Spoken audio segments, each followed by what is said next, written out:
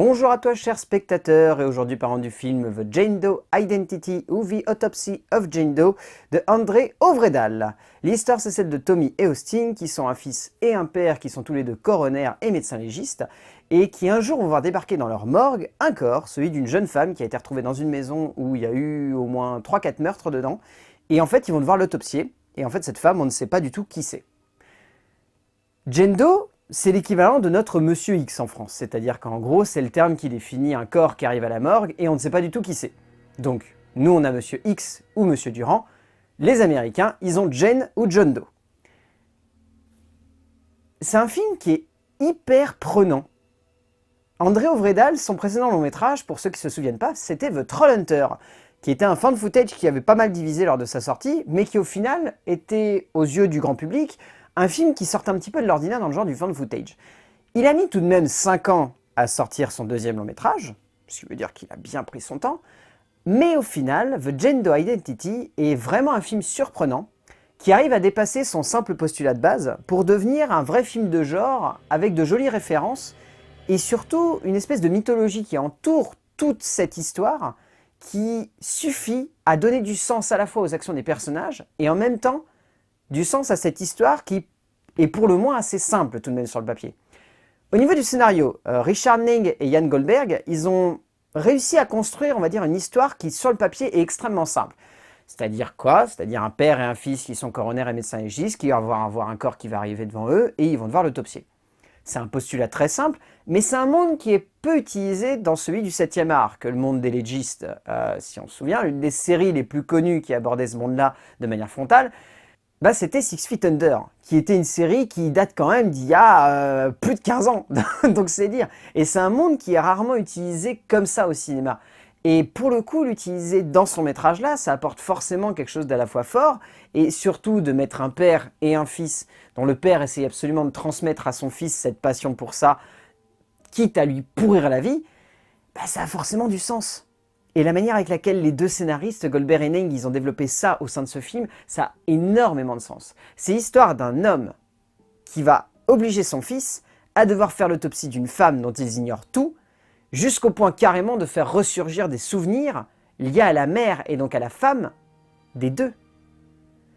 Le film est bourré de ce point de vue-là de métaphores et c'est hyper prenant au résultat. Et c'est également un film qui est pas loin d'être un long métrage assez féministe, quoi, qui nous raconte l'histoire de deux hommes qui vont torturer une femme sur une planche d'autopsie pour essayer de savoir de quoi elle est morte.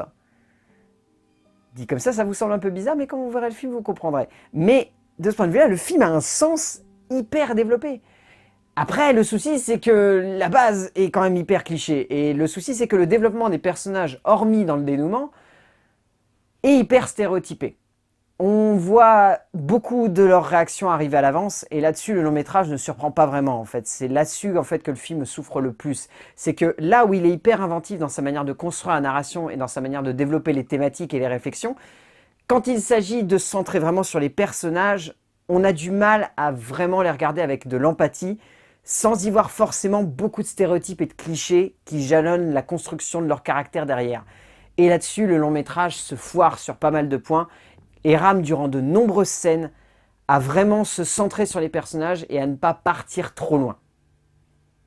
C'est le gros souci. Au niveau de la mise en scène, André Øvredal, il a vraiment réussi à construire quelque chose de très beau parce que le film est hyper intéressant au niveau du travail de l'horreur. Ça n'est pas une horreur qui est violente, qui est brutale, c'est une horreur qui est anxiogène. Donc c'est une horreur qui prend aux tripes, qui fait mal, qui laisse rarement le spectateur avec du répit et surtout qui a cette très grande justesse d'esprit de très peu utiliser le jumpscare ou quand il l'utilise, de faire des jumpscares qui sont à très long retardement. Ça faisait très longtemps que j'avais pas vu un film où on nous fait retarder des jumpscares pendant plus de 20 secondes. C'est-à-dire que d'habitude, quand le jumpscare arrive généralement au cinéma, ce qu'on fait, c'est on sent que la musique se coupe, on sent que le son se coupe, et là, il y a un grand boom. Ça arrive généralement au bout de 3 secondes après que la musique se soit coupée. Il y a des séquences dans le film de André Øvredal où parfois il est capable de couper le son pendant 30 secondes et de faire grimper une tension qui te fout des frissons tellement t'es pas bien, c'est hyper passionnant. Et au-delà de ça, ce qui est très bien, c'est qu'André Øvredal, il choisit de laisser l'horreur germer au sein de son cadre. Il choisit de la laisser prendre de la place, de lui donner de l'envergure. Il y a une séquence où on va avoir un petit reflet qui va arriver du haut d'un coin, d'un couloir, et il va jouer là-dessus. Il va jouer sur cette tension, sur ce cadre qui va tout doucement nous montrer quelque chose d'horrible arriver dedans. Et c'est là qu'il nous surprend à chaque fois. Je vous dis pas de la manière avec laquelle il fait, parce que sinon ça serait vous gâcher les effets horrifiques qu'il y a au sein du film, mais il le fait toujours de manière intelligente, et c'est là-dessus qu'on se rend compte que André Øvredal, il a une conception de l'horreur qui est pas cliché, qui est pas stéréotypée contrairement à ses personnages, qui est au contraire hyper forte, hyper glauque, hyper violente. Et d'ailleurs, âme sensible, ça se tenir, parce que tout de même les scènes d'autopsie sont bien costauds, hein. Ça fout rarement à l'aise, hein. T'es plutôt accroché à ton siège, t'es plutôt pas bien. Au niveau du casting, il a très très bien géré André Øvredal parce qu'il a choisi 2 acteurs qu'on voit beaucoup dans des rôles secondaires et rarement dans des premiers rôles au cinéma. Brian Cox et Emile Hirsch. Emile Hirsch qui est quand même bien relayé au rang d'acteur de seconde zone depuis qu'il a fait cette espèce de sombre merde qui se nomme The Darkest Tower. Ce qui est dommage parce que juste avant il avait fait Into the Wild où il avait quand même imposé une performance que beaucoup considéraient comme exceptionnelle. Là il est très bon. Très simple, mais vraiment excellent. Et Brian Cox, c'est un acteur, mais immense. Et ici, il a un personnage, mais absolument jouissif, du début à la fin. Enfin, il est vraiment, vraiment, vraiment bon. Petite mention spéciale aussi, parce que c'est très très drôle la manière avec laquelle il l'annonce. Première fois à l'écran pour Olwen Catherine Kelly, qui joue Jendo. Ça veut dire que cette actrice a quand même joué un cadavre pendant 1h30 de film.